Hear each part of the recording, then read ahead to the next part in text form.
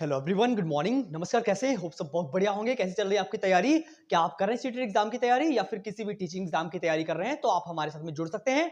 आज हम फिर से आपके लिए सीडीपी यानी मनोविज्ञान की पहली क्लास लेके आए हुए हैं। एक बार फिर से हम सीडीपी को टॉपिक बाय टॉपिक फिनिश करेंगे, सीरीज 1 सीरीज 2 ऐसे करके, क्योंकि इससे पहले मैंने सीडीपी पूरी फिनिश कर दी थी। इस बार मैं फिर से डिटेल में करूंगा, मतलब जितनी भी जैसे भी पहले मैंने सीडीपी को डिस्कस किया था उससे ज्यादा डिटेल में डिस्कस करूंगा इस बार सीडीपी को। टॉपिक बाय टॉपिक आज हम पढ़ने वाले हैं कि मनोविज्ञान यानी साइकोलॉजी को बहुत ही बढ़िया तरीके से समझेंगे क्लास 1 में, जहां पे हम महत्वपूर्ण प्रश्नों को भी बार-बार इसके साथ में टॉपिक को पढ़ने के साथ-साथ में हम महत्वपूर्ण क्वेश्चंस को भी डिस्कस करेंगे जो बहुत ही प्रीवियस ईयर क्वेश्चन है। यानी किसी भी अगर सेट को उठा के देखेंगे तो ये क्वेश्चन आपको बार-बार रिपीट होते मिलेंगे। ये वो क्वेश्चन है, हमने एकदम बेहतरीन सेशन के रूप में पूरा टॉपिक जो है बहुत ही बढ़िया तरीके से एक्सप्लेन करेंगे। अगर आप पहली बार आए हो तो आपको सेशन बहुत ही अच्छा लगेगा। अगर आपको अच्छा लगे तो लाइक शेयर तो कर ही देना, ताकि जब भी मैं एक नया वीडियो बनाऊं तो आपके पास नोटिफिकेशन आ जाएगा। आज हम पढ़ने वाले हैं सीडीपी यानी मनोविज्ञान की पहली क्लास को पढ़ने वाले हैं, जिसमें साइकोलॉजी और एजुकेशन साइकोलॉजी यानी मनोविज्ञान एवं शिक्षा मनोविज्ञान को हम बहुत ही बेहतरीन ढंग से डिफाइन करेंगे। अगर आप पहली बार आए हो तो सेशन आपको बहुत ही अच्छा लगेगा। ये मैं गारंटी ले रहा हूं, वादा कर रहा हूं आपको कि आपको सेशन बहुत अच्छा लगेगा। अगर आप चैनल पे पहली बार आए हैं तो लाइक शेयर तो कर ही देंगे, ताकि जब भी मैं एक नया वीडियो बनाऊं तो आपके पास नोटिफिकेशन आ जाएगा। ठीक है, चलते फिर आप पढ़ेंगे। सबसे पहली क्लास में हम पढ़ने वाले हैं, हमारी जो पहली क्लास है सीटेट की, सीडीपी की, जहां पे हम बताएंगे मनोविज्ञान के बारे में आपको कि मनोविज्ञान यानी साइकोलॉजी होती क्या है। जरा आप पढ़िएगा और बहुत ही डिटेल में समझेंगे सारी बातों को कि मनोविज्ञान क्या है क्या नहीं है। सारी बातों को बहुत ही बढ़िया तरीके से हम आज समझने वाले हैं कि क्या होती है साइकोलॉजी। चलिएगा, लिखा हुआ है कि मनोविज्ञान क्या है। मनोविज्ञान मन का विषय है। देखो, अगर बात करी जाए मनोविज्ञान की तो कह रहे हैं ये एक मन का विषय है, यानी आपका स्वभाव कैसा है, आपका नेचर कैसा है ना। व्यवहार का अध्ययन जो होता है वो मनोविज्ञान होता है। तो वहां पे यही बात कही गई है कि जो मनोविज्ञान होता है वो मन का विषय होता है। क्या होता है? मन का विषय होता है, माइंड का विषय होता है कि आपके विचार जो है माइंड में कैसे आते हैं, किस तरीके से आपका कैसा स्वभाव है, उसको मनोविज्ञान बोलते हैं। विशेष ज्ञान को विज्ञान कहते हैं। देखो, विज्ञान का साइंस की बात आ जाए तो आपको यह पता होना चाहिए कि विज्ञान जो होती है जिसका विशेष ज्ञान जो होता है, मतलब अगर कोई टॉपिक आप पढ़ रहे हो और उस टॉपिक में आप कुछ विशिष्ट पढ़ रहे हो, मान लीजिए एक टॉपिक आपने पढ़ा, क्या पढ़ा, एक टॉपिक आपने पढ़ा और उस टॉपिक के अंदर क्या क्या आपने विशिष्ट चीजें पढ़ी हुई हैं, जिस विशिष्ट ज्ञान को ही हम विज्ञान बोलते हैं। अगर इंग्लिश में बात करी जाए तो विज्ञान को कैसे डिफाइन करोगे? अगर कोई आपसे पूछ देगा कि व्हाट इज साइंस, तो कैसे बताओगे उसको कि साइंस क्या होती है? सिंपल लैंग्वेज में बोलिए कि in the science we all are see that everything in this world related to the science, like electricity, like chemicals, like boards, nothing is possible without science, so I might choose the science background as per the subject. आप आसानी से easily बोल सकते हो कि nothing is possible without science, कि science के बिना कुछ भी पॉसिबल नहीं है। तो वही बात है कि विज्ञान का जो विशेष ज्ञान होता है उसको हम क्या बोलते हैं? विज्ञान बोलते हैं। आगे लिखा हुआ है कि मन मस्तिष्क से सारे व्यवहार निर्देशित होते हैं, कि आप जो भी सोचते हो, जो भी समझते हो, जैसे भी लोगों के सामने बात करते हो, तो वो आपके मन पे डिपेंड करता है। यानी आपका मन मस्तिष्क दिमाग कैसे चलता है तभी तो आप सोचोगे। देखो, सिंपल तरीका, एकदम बढ़िया से तरीके से आप पढ़िएगा और हो सके तो आप नोट्स बनाते रहिएगा, क्योंकि मैं कितना ही अच्छा पढ़ा लूं, जब तक आप खुद से नोट्स नहीं बनाओगे तब तक चीजें क्लियर नहीं होंगी, है ना। तो देखिए, यहां पे सिंपल बात बोली गई कि मन जो होता है, यानी मन मस्तिष्क से सारे व्यवहार निर्देशित होते हैं। क्यों? आपका जैसा दिमाग चलेगा आप वैसे तो सोचोगे, है ना। जैसा आपका मन होगा, जैसे आपके विचार होंगे, दिमाग पूरा उसी तरीके से चलेगा ना। तो वही बातें, देखो टॉपिक को मैं डिटेल में इसलिए चल रहा हूं ताकि कोई भी क्वेश्चन आपके सामने आ जाए साइकोलॉजी का, आप इजीली उसको अटेम्प्ट कर पाओ, इसलिए पूरा डिटेल में पढ़ लीजिएगा, बढ़िया एक बार में खत्म हो जाए कहानी पूरी। ठीक है, आगे चलते हैं। इसलिए मनोविज्ञान व्यवहारों का अध्ययन करने वाला विज्ञान है। यानी मनोविज्ञान जो साइकोलॉजी होती है क्या है, इसलिए मनोविज्ञान जो होता है वो व्यवहारों का अध्ययन करने वाला विज्ञान होता है। यानी आपके व्यवहार कैसे हैं, आपका नेचर कैसा है, उसको जानने के लिए जिस जिस टर्म का हम यूज करते हैं उसको साइकोलॉजी बोलते हैं। क्लियर? यानी साइकोलॉजी क्या है? जहां पे हम किसी के नेचर को जानने की कोशिश करते हैं, किसी के व्यवहार को जानने की, व्यवहार में विचारों को जानने की कोशिश करते हैं, वो साइकोलॉजी होती है। क्लियर इतनी बात? आगे चलिए। क्या लिखा हुआ है कि यहाँ दो शब्दों साइके प्लस लॉजी, यानी दोनों शब्द है, जो एक साइको है एक लॉजी, यानी दो वर्ड से मिलकर बना हुआ है, जिसका मतलब होता है आत्मा का अध्ययन। क्या मतलब होता है? देखो, ये मेन इंपॉर्टेंट बात यहाँ पे गई, ये क्वेश्चंस में आता है कि साइकोलॉजी दो वर्डों से मिलकर बना होता है, जिसका मेन मतलब क्या होता है? तो उसका मेन मतलब जो होता है क्या? आत्मा का अध्ययन। ये पॉइंट यहाँ पे बहुत ज्यादा इंपॉर्टेंट है आपके लिए कि यहाँ किसको बोलते हैं, साइकोलॉजी को आत्मा का अध्ययन बोलते हैं, इस नाम से इसको जानते हैं। क्लियर, आगे चलते हैं। अब थोड़ा आगे बढ़ेंगे कि हम मनोविज्ञान क्यों पढ़ते हैं, यानी हम साइकोलॉजी क्यों पढ़ते हैं, किस लिए पढ़ते हैं। यह वह पहला प्रश्न है जिसे व्यक्ति को स्वयं से पूछना चाहिए। यानी साइकोलॉजी को हम क्यों पढ़ते हैं, यह एक पहला प्रश्न है जिसे व्यक्ति को स्वयं से पूछना चाहिए, खुद से पूछना चाहिए कि हम साइकोलॉजी को क्यों पढ़ते हैं। जब आप खुद से पूछोगे इस बात को तो अपने व्यवहार और विचारों को जानने की कोशिश करोगे ना। तो आगे क्या लिखा हुआ है कि मनोविज्ञान प्राणियों के व्यवहार का वैज्ञानिक अध्ययन है। यानी अभी मैंने बोला कि मनोविज्ञान जो होता है वो व्यवहारों का अध्ययन है, यानी व्यक्ति का नेचर कैसा है, स्वभाव कैसा है, कैसे वो रिएक्ट कर रहा है, तो उसका अध्ययन है ये। कुछ लोग सोचते हैं कि मनोवैज्ञानिक लोगों की आवश्यकताओं को समझ नहीं पाते, पर वास्तव में वे सभी बातों, क्या लिखा हो, पर वास्तव में वे सभी बातों और व्यवहारों का अवलोकन करते हैं। ठीक है, यहाँ पे क्या बात है कि कुछ लोग जैसे बोलते हैं कि कुछ लोग बोलते हैं कि साइकोलॉजी के लोगों को टर्म समझ में नहीं आते, बस वो केवल क्या करते हैं, आसपास के लोगों को ऑब्जर्व करते हैं, यानी अवलोकन करते हैं, क्या उनका अवलोकन करके उनके बारे में बता देते हैं। तो यहाँ पे ये बात कही जा रही है, यानी कुछ लोग साइकोलॉजी को मानते हैं और कुछ लोग साइकोलॉजी को बिल्कुल भी नहीं मानते हैं। कुछ लोग कहते हैं कि बस अवलोकन से ही काम चल रहा है, केवल अवलोकन कर लिया जाता है तभी लोगों के बारे में लोग बता लेते हैं। क्लियर इतनी बात। चलते हैं अब आगे, अब थोड़ा सा आगे बढ़ेंगे। यहां पर आपका पॉइंट समझ में आ गया होगा। केवल यहां पे इतनी बात आपको जानने की जरूरत है कि हमारा मनोविज्ञान जो है वो मन का विषय होता है। किसका, मन का विषय होता है। और आगे इन्होंने बोला कि इसको हम आत्मा का अध्ययन बोलते हैं, और मनोविज्ञान जो है व्यवहारों का अध्ययन करने वाला विज्ञान होता है। केवल 3 पॉइंट आप याद रखो, पहला पॉइंट ये वाला, दूसरा पॉइंट ये वाला, और तीसरा पॉइंट ये व्यवहारों का अध्ययन। क्लियर इतनी बात। ये स्लाइड कंप्लीट हो जाएगी 3 शब्दों में, यानी 3 वर्ड्स आप याद कर लीजिए। इस स्लाइड में आपको कोई भी दिक्कत नहीं होने वाली। अब हम चलेंगे थोड़ा सा आगे, देखते हैं हमारा आगे का कॉन्सेप्ट क्या कह रहा है। थोड़ा सा आगे बढ़ेंगे और समझेंगे यहाँ पे क्या बोला गया है। देखिएगा, यानी कि व्यवहार को व्यवस्थित करने के लिए, यानी यहाँ पे आपने पढ़ लिया अभी तक कि व्यवहारों का अध्ययन जो होता है वो मनोविज्ञान होता है। क्या होता है, व्यवहारों का अध्ययन जो होता है वो मनोविज्ञान होता है, ये आपने पढ़ लिया है। लेकिन यहाँ पे क्या बोला, यानी कि व्यवहार को व्यवस्थित करने के लिए मनोवैज्ञानिकों ने इसे 4 व्यापक कारकों में विभाजित कर दिया है। यानी मनोवैज्ञानिकों ने क्या कर दिया है, व्यवहार के अध्ययन के अकॉर्डिंग इसको 4 टाइप्स में कैटेगराइज कर दिया। सिंपल, आप पूरे टॉपिक्स को बिल्कुल बेहतरीन ढंग से पढ़ लीजिएगा, चाहे कोई भी क्वेश्चन पूछ दिया जाएगा। अभी मैं आपके सामने क्वेश्चन भी लाया हूं, उनको भी आप पढ़िएगा,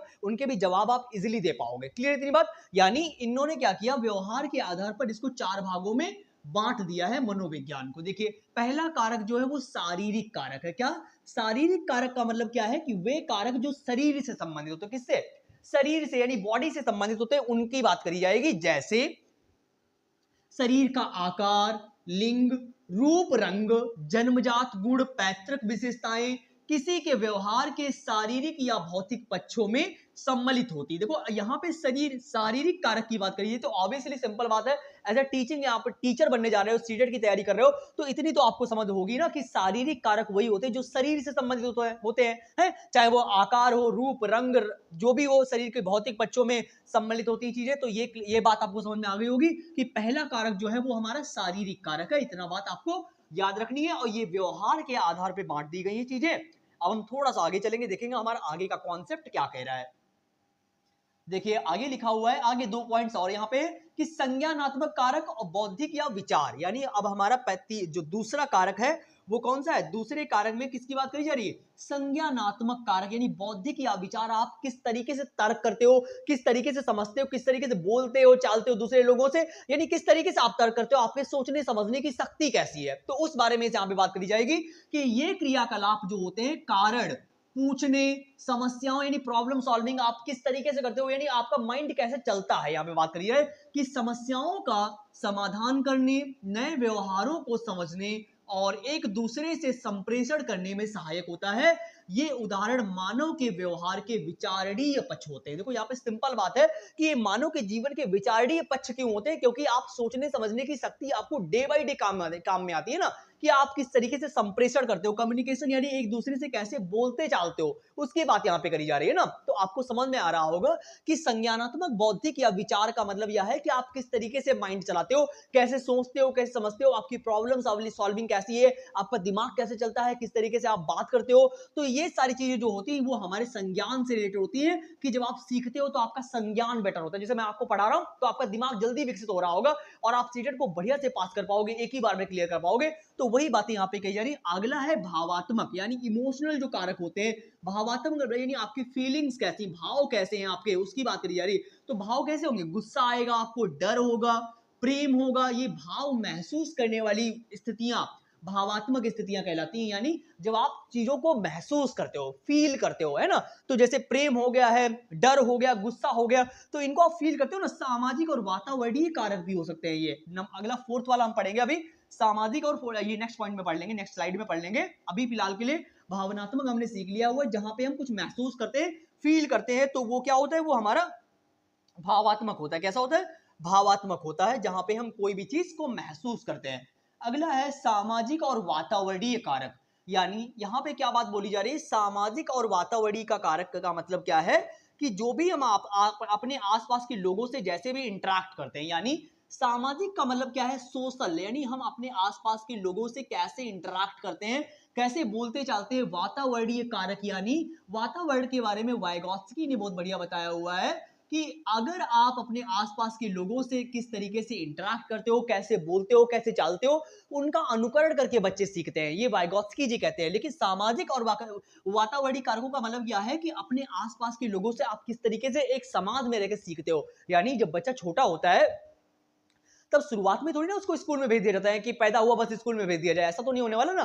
तो वही बात यहाँ पे कही जा रही है कि ये क्या मतलब हुआ कि आप अपने इन्वायरमेंट में रहते हो, आप दूसरे लोगों का अनुकरण करते हो, उन्हीं से सीखते हो। तो वही बात बोली गई कि ये हमारे व्यवहार को बनाते हैं, यानी हम अपने समाज में रहते हैं तो अपने समाज के अकॉर्डिंग चीजें सीखते हैं। जैसे जैसे बोला गया कि हम कैसे समाज में रहते हैं, हमारे परिवार का माहौल कैसा है, हम पर कौन कौन से बाहरी प्रभाव पड़ते हैं। देखो कितनी सिंपल बात बोल दी गई कि हमारे घर में कैसे लोग रह रहे होते हैं, उनका बहुत ही बड़ा रोल है हमारे जीवन में। यानी अपने आसपास के लोग कैसे हैं, उनको उनके माध्यम से हम चीजें सीखते हैं ना। आपके मोहल्ले में डेली डेली लड़ाई कर दी जाए तो आप डेली लड़ाई करोगे ना, डेली आपका माहौल, आपका दिमाग उसी तरीके से चलेगा कि जिस तरीके से आपके आसपास के लोग रिएक्ट करते हैं। सिंपल बात बोलिए, बहुत बढ़िया पॉइंट दिए गए हैं यहाँ पे, आपको बिल्कुल दिमाग लगाने की जरूरत नहीं। जो पॉइंट बोले गए यहाँ पे केवल इतनी बात बोली जा रही है कि हमारे आसपास के लोग जैसे होते हैं, हम वैसे सीखने की जल्दी जल्दी हम वैसे एक्वायर कर लेते हैं, वैसे चीजों को सीख लेते हैं उनका अनुकरण करके। तो इसलिए बहुत ही ज्यादा इफेक्ट पड़ता है कि हमारा घर का आसपास का माहौल कैसा है, कैसे लोग रह रहे हैं, तो उनसे अनुकरण करके ही हम सीखते हैं। यही हमारा फोर्थ पॉइंट था यहाँ पे। क्लियर। अब हम थोड़ा आगे बढ़ जाते हैं, देखते हैं आगे पॉइंट में क्या इन्होंने बोला है। अब एक पॉइंट ये हम सीख लेते हैं कि शैक्षिक मनोविज्ञान क्या होता है, यानी शिक्षा के क्षेत्र में मनोविज्ञान का क्या मतलब है, एजुकेशनल साइकोलॉजी का मतलब क्या है। इसको पढ़ लीजिए ताकि फिर हम क्वेश्चंस को आगे डिस्कस करें कि यहाँ पे क्या बोल रहे हैं। देखो शैक्षिक मनोविज्ञान का मतलब क्या है, शिक्षा के क्षेत्र में मनोविज्ञान का क्या महत्वपूर्ण योगदान रहा है। क्लियर इतनी बात। तो क्या बोल रहे हैं कि यह किए गए अध्ययन को समझने और बुद्धि को जीवन की वास्तविक व्यवहार में लाने आदि पर केंद्रित होती है।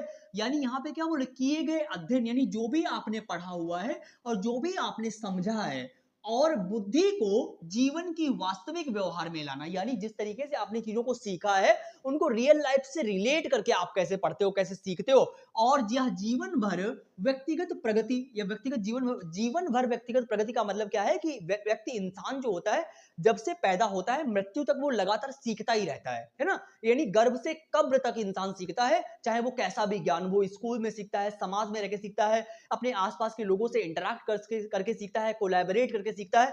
तो वो सारी चीजें क्या है, एजुकेशनल मनोवैज्ञानिक यानी एजुकेशन क्या, एजुकेशनल साइकोलॉजी के अंतर्गत आती हैं। आगे लिखा हुआ है कि शैक्षिक मनोविज्ञान का उद्देश्य प्रक्रिया और शिक्षा के उत्पादों को बेहतर बनाता है। यानी मनोविज्ञान जो होता है वो उद्देश्य प्रक्रिया, यानी आप किस तरीके के गोल बनाते हो, कैसे लक्ष्य हैं आपके, क्या आपने सोच रखा है आगे के लिए, शिक्षा के उत्पादों को बेहतर बनाता है, यानी आप जो पढ़ रहे होते हैं, जो एजुकेशन को प्राप्त कर रहे हो, वो उसमें आप बेटर कर पाओगे, यानी साइकोलॉजी के माध्यम, साइकोलॉजी इसी के अंतर्गत आती है। अगर सिंपल लैंग्वेज में बात करें कि एजुकेशनल साइकोलॉजी का मतलब क्या है, कि शिक्षा के क्षेत्र में मनोविज्ञान जो वो है, जो प्रक्रिया और शिक्षा के उत्पादों को बेहतर बनाता है, यानी प्रक्रिया और उत्पाद जो भी आप सीखते हो उनको बेहतर बनाने की कोशिश करता है। क्लियर इतनी बात? ये हमारी एजुकेशनल साइकोलॉजी हो गई। अब हम आगे क्वेश्चंस को पढ़ेंगे। फर्स्ट क्वेश्चन को पढ़िएगा और आप जवाब देने की कोशिश कीजिए कि फर्स्ट क्वेश्चन में क्या बोला गया। पढ़िएगा, बहुत ही मोस्ट इंपॉर्टेंट क्वेश्चन है, 100 टाइम्स रिपीटेड में रिपीट हुआ है ये क्वेश्चन। पढ़िएगा और बताइए इसका आंसर क्या होगा। पढ़िएगा,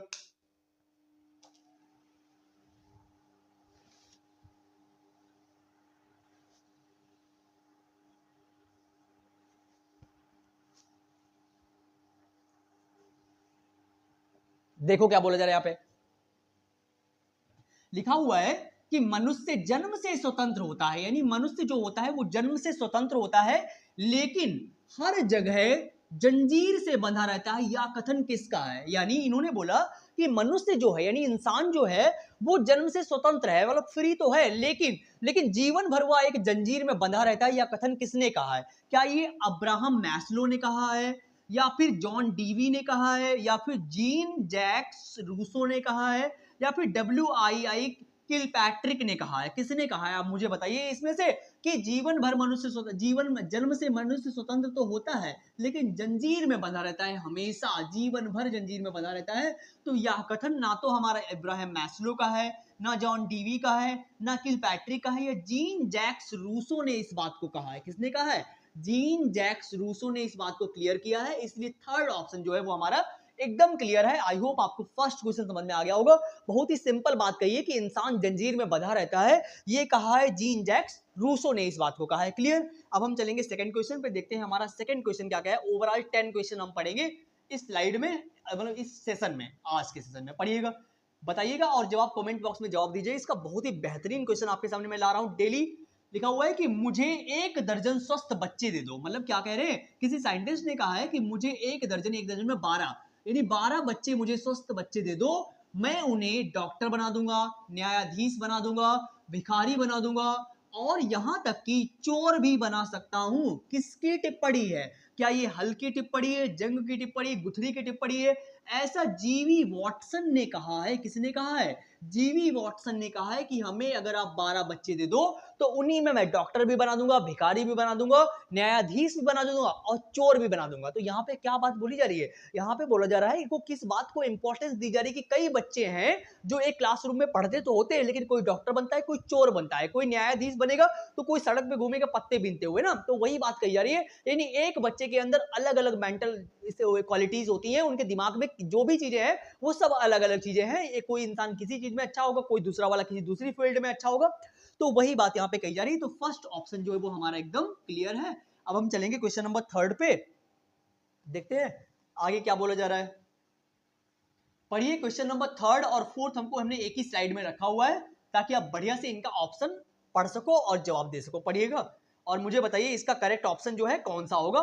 थर्ड ऑप्शन का थर्ड क्वेश्चन पढ़िएगा। लिखा हुआ है कि शिक्षा की द्विध्रुवीय, यानी शिक्षा जो होती है द्विध्रुव वाली प्रक्रिया का विचार है। यानी शिक्षा, एजुकेशन जो है वो द्विध्रुवीय प्रक्रिया है। द्विध्रुवी का विचार है, किसने विकसित की है, यानी किसके द्वारा विकसित की गई है? क्या वो सर जॉन डीवी हैं, सर जॉन एडम्स हैं, सर आइजक न्यूटन है, सर रिचार्ड ब्रिंसन है? तो सर रिचार्ड ब्रिंसन तो नहीं है यहाँ पे, सर आइजक न्यूटन भी नहीं यहाँ पे है, सर जॉन डीवी की बात यहाँ पे करी नहीं जा रही, सर जॉन एडम्स, यानी जो बी ऑप्शन जो है उन्होंने ही कहा है, यानी सर जॉन एडम्स ने ही कहा है कि शिक्षा जो होती है वो एक द्विध्रुवी प्रक्रिया होती है। शिक्षा जो है, शिक्षा कैसी है? एक द्विध्रुवी प्रक्रिया है, ये जॉन एडम्स ने कहा है। क्लियर इतनी बात? तो सेकंड ऑप्शन जो है वो हमारा एकदम क्लियर है। अब पढ़िएगा फोर्थ क्वेश्चन को। फोर्थ क्वेश्चन में बताइए यहाँ पे कौन सा क्या बात बोली जा रही है। थर्ड तो आपको समझ में आ गया होगा कि हमारा ऑप्शन जो है सेकंड वाला हो जाएगा। पढ़िए फोर्थ क्वेश्चन क्या बोल रहे हैं यहाँ पे। लिखा हुआ है कि शैक्षिक समाजशास्त्र, यानी एजुकेशनल समाजशास्त्र जो होती है, समाजशास्त्र जो होती है का प्रणेता निम्नलिखित में से कौन सा है? यानी शैक्षिक समाजशास्त्र का प्रणेता जनक कौन सा है इनमें से? मुझे बताइएगा कौन है। क्या वो जॉर्ज पेन है, क्या वो जॉन डीवी हैं, जॉन एडम्स हैं, या विलियम वुंट हैं? देखो, अगर समाजशास्त्र की बात करी जाए कि शैक्षिक समाजशास्त्र के प्रेरणा कौन है, तो वो जॉर्ज पेन है। कौन है? जॉर्ज पेन, यानी फर्स्ट ऑप्शन जो है वो हमारा एकदम क्लियर है, क्योंकि इसी की यहाँ पे बात की जा रही थी। तो जॉर्ज पेन जो है वो समाजशास्त्र यानी शैक्षिक समाजशास्त्र के प्रणेता माने जाते हैं। क्लियर इतनी बात? अब हम चलेंगे आगे। अब पढ़िएगा अगला क्वेश्चन और समझते हैं, देखें आगे क्या बोला जा रहा है। पढ़िएगा, 5th और 6th क्वेश्चन को डिस्कस करेंगे इस स्लाइड में। बहुत ही बेहतरीन क्वेश्चन है, बता के जरूर जाइए कमेंट बॉक्स में कि इसका आंसर क्या होगा। पढ़िएगा, देखिए क्या लिखा हुआ है कि शिक्षा मनोविज्ञान का जनक किसे कहते हैं, यानी एजुकेशनल साइकोलॉजी जो होती है इसका जनक किसे कहा जाता है? बताइएगा, क्या वो जेबी वॉटसन है, या फिर E.L. थॉर्नडाइक है, या फिर B.F. स्किनर है, या जॉन एडम्स है? मुझे बताइए चारों में से कमेंट करके कि कौन सा जो है जो मनोविज्ञान का एक जनक है। बताइएगा। देखो, जेबी वॉटसन तो मनोविज्ञान के जनक नहीं है, स्किनर भी इन्होंने अनकोरेंट की बात करी है, जॉन एडम्स यहाँ पे है नहीं, तो कौन बचा? एक ही बचे, E.L. थॉर्नडाइक जो है वो हमारे एजुकेशनल साइकोलॉजी के फादर हैं, जनक हैं। यानी बी ऑप्शन जो है वो हमारा एकदम क्लियर है। सारी की सारी ये ऑफिशियल आंसर की है, मैं अपने पास से कुछ भी ऐसा नहीं बता रहा हूं जो आपको समझ में ना आए। बहुत ही बेहतरीन क्वेश्चन है, हर बार रिपीट होता है, किसी भी बुक को उठा के देख लीजिएगा आप। पढ़िएगा नेक्स्ट क्वेश्चन। अब आगे चलते हैं 6th क्वेश्चन पे, पढ़िएगा, देखते हैं इसमें क्या बोला जा रहा है। पढ़ेंगे, संज्ञानात्मक मनोवैज्ञानिक स्कूल के जनक कौन है? यानी संज्ञानात्मक यानी आपका संज्ञान कैसा है, दिमाग कैसा है, इस मनोविज्ञान का जनक कौन है? मुझे बताइए, क्या वो जीन प्याजे हैं, या जेबी वॉटसन है, जॉन डीवी है, या इब्राहिम मैस्लो? देखो, संज्ञानात्मक की बात करें यानी दिमाग की बात करें, संज्ञान की बात करी जा रही है, तो संज्ञान के कौन है? जीन प्याजे जी हैं, जिन्होंने दिया है संज्ञानात्मक अपना सिद्धांत दिया हुआ है ना, सामाजिक सांस्कृतिक सिद्धांत दिया हुआ है जीन प्याजे। नीचे इन्होंने क्या किया है? हेरिडिटी को बहुत महत्व दिया है। प्याजे ने क्या किया हुआ है? आनुवंशिकी को बहुत महत्व दिया हुआ है, हेरिडिटी को बहुत महत्व दिया हुआ है प्याजे जी ने। और प्याजे ने कहा है कि बच्चे जो होते हैं वो कैसे होते हैं? बच्चे नन्हे साइंटिस्ट होते हैं। कैसे होते हैं? नन्हे वैज्ञानिक होते हैं। नन्हे वैज्ञानिक तो होते हैं, लेकिन इन्होंने कहा है कि बच्चे खुद से क्या करते हैं? अन्वेषण करते हैं, खुद से खोज करते हैं बच्चे। यानी ये बातें, सारी बातें किसने कही हैं? प्याजे जी ने कही हैं। क्लियर इतनी बात? तो ए ऑप्शन जो है वो हमारा क्लियर हो जाएगा। क्लियर इतनी बात? आई होप आपको 5th एंड 6th क्वेश्चन भी समझ में आया होगा। अब हम थोड़ा सा आगे चलेंगे, आगे पढ़ते हैं 7th एंड 8th क्वेश्चन। देखते हैं 7th एंड 8th में क्या बात बोली जा रही है। पढ़िएगा और जवाब दीजिए कि 7th और 8th क्वेश्चन में क्या बोला गया है। बहुत ही बेहतरीन स्लाइड है, बताइएगा, क्वेश्चन को पढ़िएगा और कमेंट बॉक्स में जवाब जरूर दीजिएगा। जब आप जवाब दोगे ना तो मुझे थोड़ा अच्छा लगेगा यार ना। सेशन अच्छा लग रहा हो तो प्लीज लाइक शेयर तो कर ही देना, ताकि जब भी मैं एक नया वीडियो बनाऊं तो मेरा भी, जब आप लाइक शेयर कर दोगे तो मेरा मोटिवेशन यार बढ़ जाएगा ना थोड़ा सा। चलिए पढ़िएगा, बताइए क्या लिखा हुआ है कि किस दार्शनिक का विचार है, यानी किस दार्शनिक का विचार है कि शिक्षा मानव विकास के सिद्धांतों पर आधारित होनी चाहिए। यानी कौन से ऐसे दार्शनिक, क्या वो डीवी है, क्या वो वॉटसन है, क्या वो रूसो है, क्या वो थॉर्नडाइक है, जिन्होंने कहा है कि शिक्षा जो हो वो मानव विकास यानी ह्यूमन डेवलपमेंट यानी मानव के विकास के सिद्धांत पर आधारित होनी चाहिए। तो ये बात ना तो डीवी ने कही है, ना वॉटसन ने कही है, और ना ही थॉर्नडाइक ने कही, तो ये बात रूसो जी ने कही। किसने कही है? रूसो ने कही है। तो इसलिए हमारा थर्ड ऑप्शन जो है वो एकदम क्लियर है। इतनी बात आपको समझ में आ गई होगी। तो अब हम बढ़ेंगे आगे, पढ़ते 8th क्वेश्चन में, देते हैं क्या बोला गया। कह रहे हैं कि 19वीं शताब्दी के अंत में, यानी जो 19वीं शताब्दी है थी उसके अंत में किस दार्शनिक ने सीखने के नियम, यानी सीखने के नियम जानवरों के साथ अपने प्रयोगों के परिणाम स्वरूप तैयार किए हैं। यानी जानवरों के साथ अपने प्रयोग, यानी जो अपने एक्सपेरिमेंट हैं वो जानवरों के साथ में किए हैं। कौन से ऐसे यहाँ पे दार्शनिक हैं जिन्होंने ये बात करी है? यानी कौन से ऐसे दार्शनिक हैं यहाँ पे जिन्होंने जानवरों के साथ अपने प्रयोगों के परिणाम स्वरूप तैयार किए हैं? कौन से? क्या वो गिलफोर्ड है, एडवर्ड थॉर्नडाइक है, वॉटसन है, या फिर जॉन डीवी है? बताइएगा क्वेश्चन आंसर इसका कि कौन सा यहाँ पे ऑप्शन हमारा होगा। क्लियर इतनी बात? तो देखो, ना तो यहाँ पे हमारे गिलफोर्ड है, ना तो वॉटसन है, और ना ही जॉन डीवी, तो ये एडवर्ड थॉर्नडाइक है हमारे। क्लियर इतनी बात? ये हमारा बी ऑप्शन जो है वो एकदम क्लियर है। कौन सा है? 2 है, ये 3 है, ये 4 है, तो बी 2 नंबर हमारा जो है एकदम क्लियर। देखो, कहीं से भी अगर आप किसी भी प्रीवियस वीडियो उठा को देखोगे तो ये क्वेश्चन आपको बार बार रिपीट होते मिलेंगे। देखो, ये क्वेश्चन यहाँ पे दिया हुआ है और सिंपल इन्होंने लिख रखा है कि 17 में भी आया है, 15 में भी आया है, 16 में भी आया है, कई बार ये क्वेश्चन रिपीट हुआ है। तो पढ़ते रहिएगा उन्हीं चीजों को, समझ समझ के थोड़ा आगे बढ़ेंगे ताकि हमें भी अच्छा लगेगा और आपको भी चीजें क्लियर हो जाएंगी। अब आगे बढ़ते हैं क्वेश्चन नंबर 9 और 10 पे। देखते हैं क्वेश्चन नंबर 9 और 10 में क्या बात बोली जा रही है। पढ़िएगा आगे क्वेश्चन नंबर 9 और 10, ये हमारी लास्ट स्लाइड है। पढ़िएगा और जवाब जरूर दीजिए कमेंट बॉक्स में कि इसका क्या मतलब है, यहाँ पे कौन से क्वेश्चन को में कौन सा ऑप्शन क्लियर होगा। पढ़िएगा क्या बोल रहे हैं कि आत्मसिद्धि की बात कर रहे हैं, किसकी आत्मसिद्धि का तात्पर्य क्या होगा। सेल्फ एक्चुअलाइजेशन से मतलब क्या है, इसका क्या तात्पर्य क्या है, क्या मतलब हो सकता है। क्या वो आत्मशक्ति की अनुभूति हो सकती है, कार्य सिद्धि की अवस्था हो सकती है, आत्मसम्मान की बात होगी, या स्व सुरक्षा की। देखो स्व सुरक्षा तो कहीं पर भी नहीं है, आगे कार्य सिद्धि की तो बात करी नहीं गई, यहाँ पे आत्म सिद्धि की बात करी गई। तो आत्म सिद्धि में आत्मसम्मान नहीं है, हमारे पास एक ही बचा हुआ है जो है आत्मशक्ति की अनुभूति, यानी ए ऑप्शन जो है वो हमारा एकदम क्लियर है। आई होप आपको समझ में आ गया होगा। अब हम थोड़ा आगे बढ़ेंगे कि मनोयौनिक, क्वेश्चन नंबर 10 को पढ़िएगा। लिखा हुआ है कि मनोयौनिक और मनोविश्लेषणात्मक के जनक, मनोविश्लेषणवाद के जनक कौन है, मनोविश्लेषणवाद के जनक कौन है, यानी मनोयौनिक के और मनोविश्लेषणवाद के जनक कौन है। क्या वो सिगमंड फ्रायड है, या फिर अब्राहम मैस्लो है, जेबी वॉटसन है, या लेओ वाइगोत्स्की। बताइए कमेंट बॉक्स में कि कौन सा यहाँ पे ऑप्शन जो है वो हमारा एकदम क्लियर होगा। बताइएगा, पढ़िएगा और समझ के बताइए। देखो ना तो यहाँ पे अब्राहम मैस्लो है, ना तो यहाँ पे जेबी वॉटसन है, ना ही लेओ वाइगोत्स्की है। लेओ वाइगोत्स्की ने समाज के बारे में बताया हुआ है कि सामाजिक सांस्कृतिक सिद्धांत दिया हुआ है, उन्होंने बताया हुआ है कि बच्चे अपने आसपास के लोगों से इंटरेक्ट करके सीखते हैं। तो यहाँ पे एक ही ऑप्शन है सिगमंड फ्रायड, यानी जो ए ऑप्शन है वही हमारा क्लियर है। आई होप आपको सेशन बहुत ही अच्छा लगा होगा, सारे क्वेश्चंस आपको समझ में आ गए होंगे। कहाँ पे किस क्वेश्चन में डाउट रह गया वो आप कमेंट बॉक्स में मुझे बताइएगा, हम फिर से उस क्वेश्चन को उठा लेंगे। फिलहाल के लिए मुझे तो लगता है कि आपको सारे क्वेश्चन समझ में आ ही गए होंगे, और सेशन आपको कैसा लगा वो आप कमेंट बॉक्स में बता दीजिएगा। आउट ऑफ 10 क्वेश्चंस आपने कितने सही किए वो आप कमेंट बॉक्स में बता दीजिए, कितने आपने क्वेश्चन को सही किया है, यानी आउट ऑफ 10 आपने कितने क्वेश्चन सही किए, और कहाँ पे आपको डाउट रह गया। सेशन अच्छा लगा हो तो लाइक शेयर तो कर ही देना, ताकि जब भी हमें बनाएंगे वीडियो तो आपके पास नोटिफिकेशन आ जाएगा। आप किसी प्राइवेट स्कूल में डेमो तक दे रहे हो, प्राइवेट स्कूल में पढ़ा तक रहे हो, तब भी आप मेरे से जुड़ सकते हो। और आप मुझे कमेंट करिए कि आपको इस टॉपिक वीडियो चाहिए, मैं आज शाम में आज ही प्रिपेयर करने की कोशिश करूंगा, और मैं आपके अकॉर्डिंग काम करने की कोशिश करूंगा। 100% मैं आपसे कनेक्ट रहूंगा अगर आप कमेंट करेंगे। Thank you so much for coming, thank you so much मेरे भाई, थैंक यू सो मच।